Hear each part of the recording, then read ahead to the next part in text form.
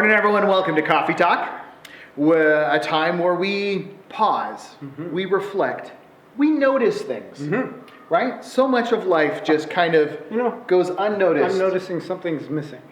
Something is missing. Something's missing. Maybe in the course of this video, we'll figure out what. No, Kevin's not here today. We're not that unobvious. He's got the week off, and it's just the two of us. So let the mayhem ensue. And welcome to Coffee Talk, if I haven't said that already. I am struggling this week, Jeff. I will admit, I'm really struggling to remember what day of the week it is. And Really? I don't know why. Yeah. I think it's just make it one of harder those for weeks. you. Yes. It's Thursday.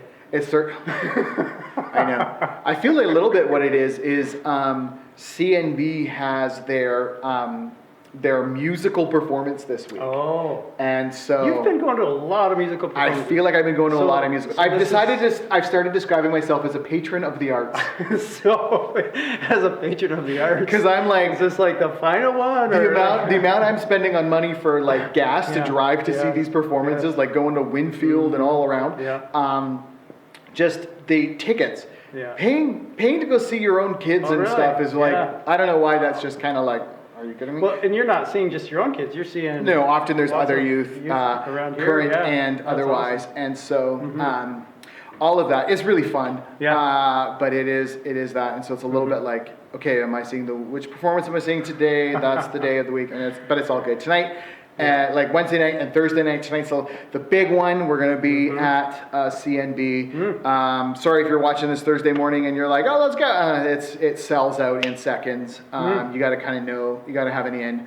And I happen to be well connected with a certain rat in the performance of.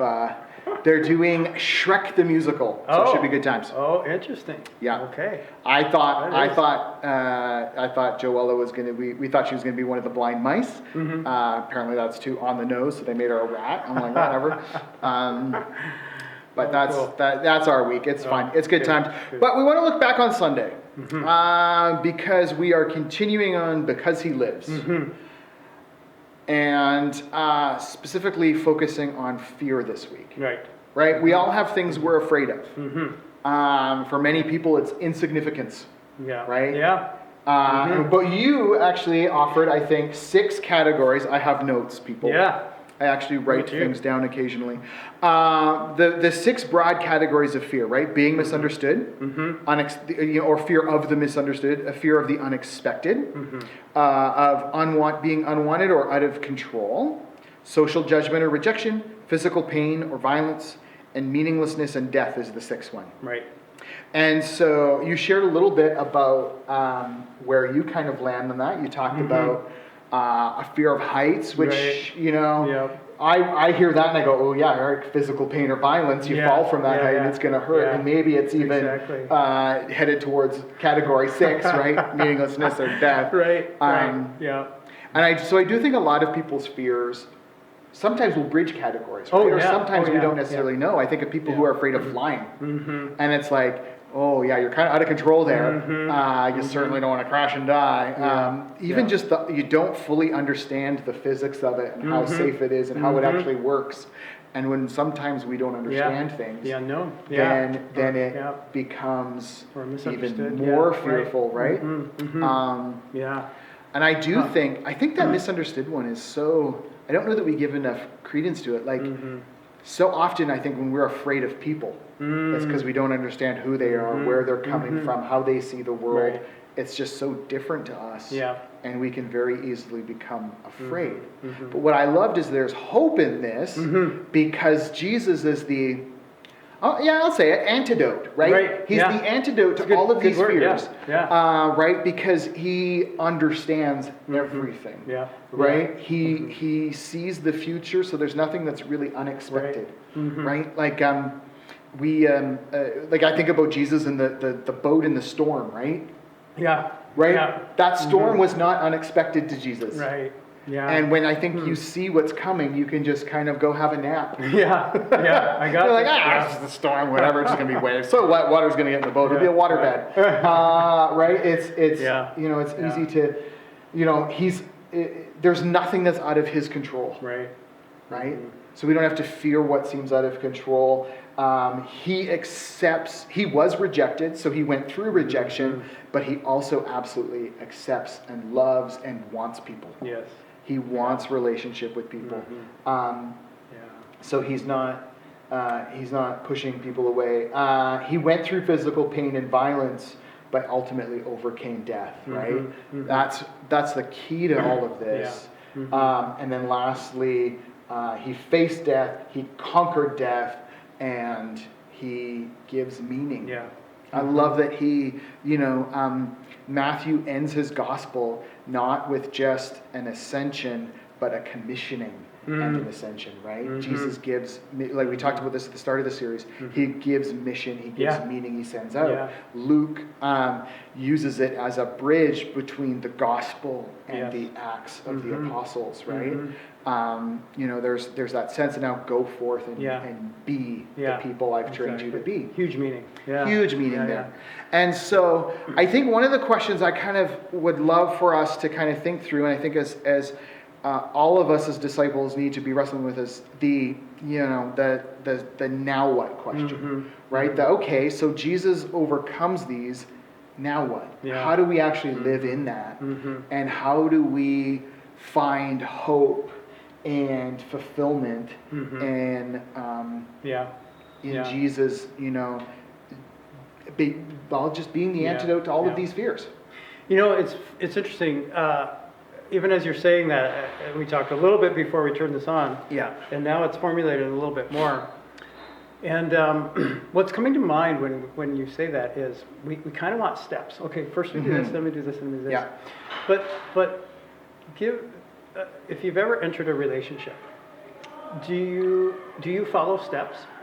Sort of, right? So like think about the time when you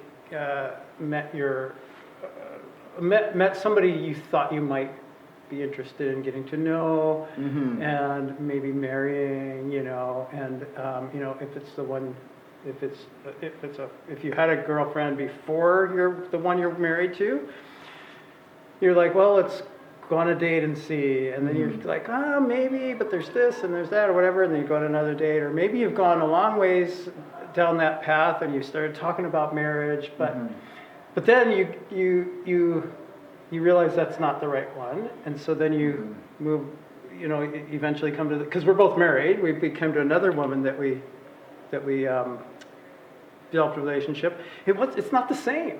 It's not the same, right? And it's not just marriages, it's friendships. You come to a friendship in a different way with different people, and so I think there's a part of that that's like, we want to know, how do I get to this step, Jesus? How do I get to this step, Jesus? How do I, whatever. And I think it's a little bit like it is a relationship. So it's a lot like a relationship. And it's not super defined, like do this, then this, and this, right? So to answer this question, I think it's, because we were talking, okay, we come to Jesus, now what? Yeah. Well, we keep coming to Jesus. Yeah. We keep coming to Jesus, and we talk to him about it. And Jesus, I don't really know what's next. But he often will give us something, okay, you don't know what's there, but you do know that you need to do this. Yeah. And you're like, but I want to know that before I do this. And he's like, do this, and then you'll know that. Yeah. You know what I mean? Does that make sense? I know it does, and it certainly, well, it does and it doesn't. Let me say it that way, because that's more accurate. Because there's so much of what you're saying I'm sure relates to people, but I'm like, I have no idea what you're talking about. I'm like, I just bumbled through life until someone came along and said, yeah, you'll do. Well, see, that's the relationship. It's different for you than it was for me. And I think about making friends, I'm like, it was always just like, you're, as a kid, you're friends with whoever your parents tell you to be friends with, and then you grow up and you're like, I don't have friends. And all of a sudden it's like, oh yeah, your kid's the same age as my kid. Hey, let's hang out for their sake. But see what I'm saying? Like, it's just different every situation. But and part of that is phases of life too, right? Yeah. And I think there's something really good in that though, right? We just keep coming to Jesus. It is ultimately like you can ask him. But I think something that's overlooked is often we think, I think in the Christian life that we say Jesus faced these things so that we don't have to. And I think I was going to say, I think one of the things we realize when we come to him and are like, now what? That I don't think he promises that we don't go through this. Right. Like those Yes. 6 fears, Yeah. Jesus is the healing for them, the antidote to them, because he went through them. Yes. And I think sometimes we still have to face them. Oh, But yeah. the difference is we face them with Jesus. Right. Yeah, because he went And through so- alone so that we don't have to go alone. Right. Like through death, he went alone. Yeah. Everything else he went through with his Father. That Yeah. was the one moment when he was, Yeah. which is what? God was separated from himself. Like that's hard to grasp. But that's It- the only thing he did Mhm. alone. And he did it alone so we don't ever have to. Yeah. Sorry. No. I think it's good because Yeah. I think what we want is we want to be able to come to Jesus and be like, hey, you took care of that, so now I never have to Yes. face that, Yes. and now we're going to go off in this. And I Right. think then we get surprised Yes. when we come to Jesus. It's like, yeah, but I still want you to go do that scary thing. Yes. Yes. Right? Mhm. And we sometimes, that for some people, as I've, walked with people over the years and experienced, sometimes they come to that decision point and we're like, yeah, but Jesus, you promised me this. And he goes, no, I didn't. Yeah. No, Right. that's not what I promised. I promised you that I would be with you through this. Yes. And we have to often face a scary thing, but we get to face it with Yeah. him. Right. And so I think that surprises us sometimes. And so and I think that's kind of running parallel a bit to what you were saying, right? We keep coming to Yes. Jesus, we keep asking him, there's no guaranteed steps. And I think sometimes that is true because we don't know how to recognize the steps. And they're unique to us. I think he offers each person a Yeah. unique path. Yeah. He's the way, Yeah. but how we Yeah. get in I mean, there there's is some a little obvious ones, different, right? Yeah, I mean, there's some obvious ones. Mm-hmm. We got to come to him and give our life to him. That's an obvious Surrender one. and It's the first one. right, We like always we invite people to. That's yeah. right. Another marriage parallel, right? We leave an old life. Yes. We Yes. and we Yeah. connect to him. Yeah, yeah. Mhm. Like I'm more united now. Like Yeah. through everything. Baptism is Mm-hmm. another obvious step that God calls all of us to, right? Mhm. So baptism, if you haven't, that might be something to consider. And then there's being part of his family. Yeah. That's a step, and Mm-hmm. it's a hard step for some people. Some people have heard and think that you can do it just means me and Jesus. Yeah. Actually, no. He invites us to be part of a family, and it's important that we do this together because if you and then getting to know him through reading the Yeah. Word and understanding, and then doing what it says, which it says, love each other. Mhm. You'll know. Well, how can I love each other if it's just me and you? So Yeah. do you know what I mean? Like there are obvious steps. Well, and but- I think that last one is important to pause on for a minute because one of the thoughts that's been going through my head in all of this is a lot of times we fail to see Jesus as the hope in these fears because we've had bad human representation of the Yeah. of Yeah. working it out, right? Right. So we do touch on this a little bit usually at like Father's Day or Mother's Day, and we say, it might be hard to understand God as a good father if we had a poor human Yes. experience, right? Right. I wonder how much that is true for people. Some of the reason it can be hard to connect to God's family is because they've seen such really bad, painful, abusive examples of it. Yeah. And it's really then hard to see. We misunderstand Jesus because his human representatives sometimes misrepresent Jesus, and I shouldn't. And often that happens. Oh yeah. And so I Yeah. think one of the things that really holds us from seeing Jesus as the hope is we've just had poor examples of it. So how do we move beyond that Yeah. then? And I agree with everything you've said, Yeah. but I There's do think at nuances, some yeah. point we have to walk with people wrestling with that and Yes. not force it because that's only going to pile on, but just kind of give people Yeah. space Yeah. and grace Yeah. and Right. and And little step, little step. Yeah. And no, you're right. There's a nuance to that, to all of it. Sometimes, Yeah. Not saying that we can't, that gives you freedom not to, but just like you said, come alongside, care for, patient. Yeah. Yeah. Hmm. Anyways, one of the things, church, we just want to say is, we do encourage you to kind of wrestle a bit with, what type of fear are we facing the most, right? So I think one example of what you're talking about, for me, and it's a simple one, is just when I was going to seminary to just have theological understanding so that I could teach youth. I was going for youth ministry. I did not want to take homiletics, which is preaching. Yeah. I thought I was going to teach in small groups with and youth and disciple and all that stuff. But I took homiletics because it was part of the curriculum, and I was scared of it. My first sermon, I was really scared of it, but now I actually like preaching. I like the process. All the things that scared me, I actually like, which is so strange to me. But it's in a simple example, but it's kind of what you're talking about, I think. No, absolutely. And so I don't want to leave us with the thought that we should just figure out what we're afraid of and run to that, because that's obviously what God's calling us to. I don't think that's it.